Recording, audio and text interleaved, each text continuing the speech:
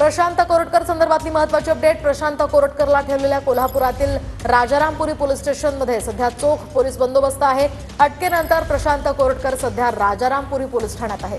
तर छत्रपती शिवाजी महाराज अवमान प्रकरणी प्रशांत कोरटकर सध्या अटकेत आहे।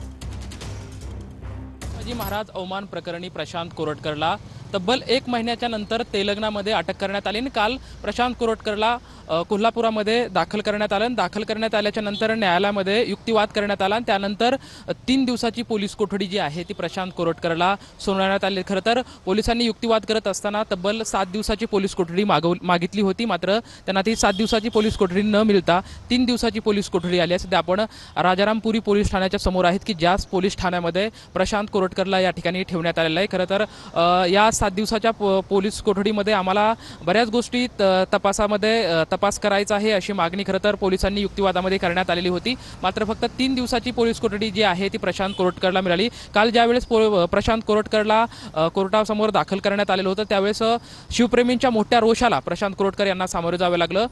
खरं तर पोलिसांना परत प्रशांत कोरटकरला कोर्टाच्या पाठीमागच्या गेटमधून बाहेर काढण्याची एवढी नामुष्की पोलिसांवरती ओढवण्यात आली। त्यामुळे सध्याही कुठलाही अनुचित प्रकार या पोलीस ठाण्यामध्ये आताही घडू नये, त्यामुळे सध्या आपण पाहू शकतोय की मोठा पोलीस बंदोबस्त हा सध्या या ठिकाणी तैनात करण्यात आलेला आहे। कॅमेरामॅन सुनील काटकर सोबत लक्ष्मण जाधव, TVN मराठी, कोल्हापूर।